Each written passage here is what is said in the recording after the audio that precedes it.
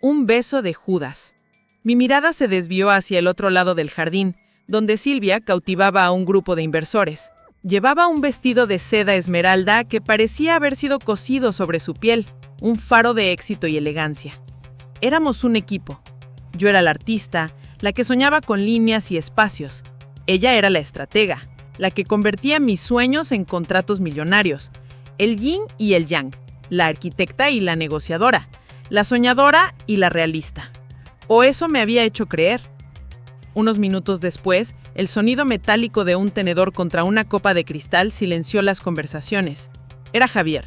Se había subido a un pequeño estrado que habíamos instalado para los discursos. Silvia, como atraída por un imán invisible, se separó de su grupo y caminó hasta pararse a su lado. Se veían bien juntos. Demasiado bien. Formaban un triángulo perfecto conmigo en la distancia, la base olvidada sobre la que ellos se erigían. Amigos, familia, queridos todos, comenzó Javier, su voz de profesor universitario, acostumbrada a captar la atención, resonando con una calidez que ahora sabía que era artificial. Me señaló con su copa y una ola de aplausos se dirigió hacia mí. Incliné la cabeza, manteniendo esa sonrisa imposible en mi rostro. Elena es mi roca, la arquitecta no solo de edificios imponentes, sino de nuestra vida, de nuestro hogar. No estaría aquí sin ella. Más aplausos. La ironía era tan densa que casi podía tocarla. Pero esta noche, continuó, su tono volviéndose más íntimo, más cargado de emoción. También queremos celebrar el futuro, un nuevo comienzo. Un murmullo de curiosidad recorrió el jardín. Vi a Javier tomar la mano de Silvia. No fue un gesto casual de amistad. Fue posesivo, íntimo. Entrelazó sus dedos con los de ella. La multitud guardó silencio, confundida. Como muchos de ustedes saben, dijo Javier, su mirada fija en Silvia. Silvia ha sido mucho más que una socia para Elena y mucho más que una amiga para mí. Ha sido una parte fundamental de nuestra familia durante casi toda nuestra vida. Y a veces la vida, en su infinita sabiduría, nos ha dado una sorpresa increíble, un regalo que estamos ansiosos por compartir con todos ustedes. Vamos a tener un bebé. El universo se detuvo. Por un segundo eterno, el jardín quedó suspendido en un silencio absoluto. El cuarteto de cuerdas dejó de tocar. El viento dejó de soplar. 100 personas procesando una información que no encajaba. Y entonces, como un mecanismo social programado, la confusión fue reemplazada por la única conclusión lógica que podían sacar.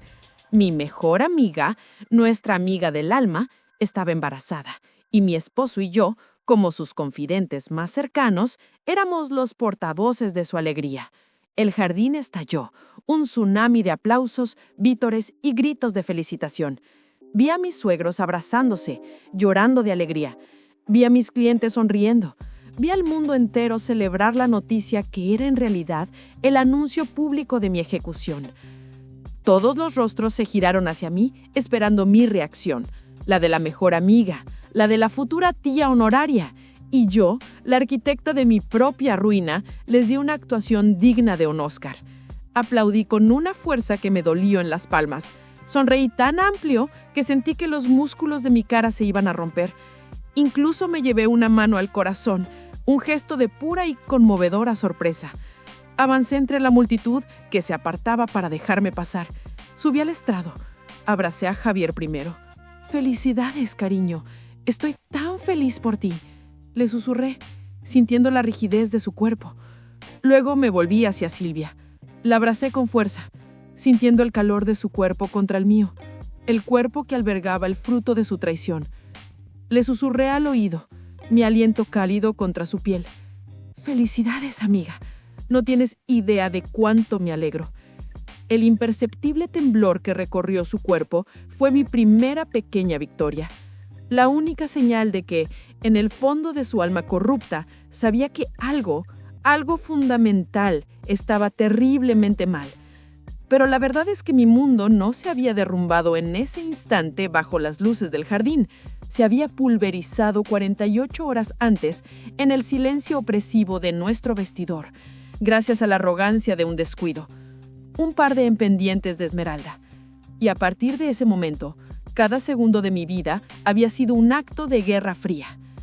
La demolición de mi vida no fue un evento súbito, fue un proceso lento, insidioso, como el agua que se filtra por una grieta invisible en los cimientos, debilitando la estructura desde adentro hasta que un día todo se derrumba.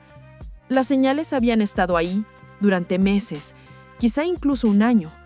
Pequeñas anomalías en la matriz de mi vida perfecta, fallos que mi mente ocupada en plazos de entrega y diseños estructurales había archivado como insignificantes. Javier fue el primer indicio, el hombre que compartía cada pensamiento conmigo, que debatía sobre filosofía e historia en la cena, se había vuelto un extraño silencioso. Se encerraba en su estudio durante horas, no con el fervor de la investigación académica, sino con la quietud culpable de un conspirador. Salía con la mirada ausente, el teléfono siempre boca abajo sobre la mesa. Y a veces por la noche, cuando creía que yo dormía, lo oía susurrar en la terraza. Cuando le preguntaba con quién hablaba, siempre era un colega de la universidad o un estudiante con problemas. Y luego estaba ese perfume, un aroma floral y sutil que se adhería a sus camisas, un perfume que no era el mío.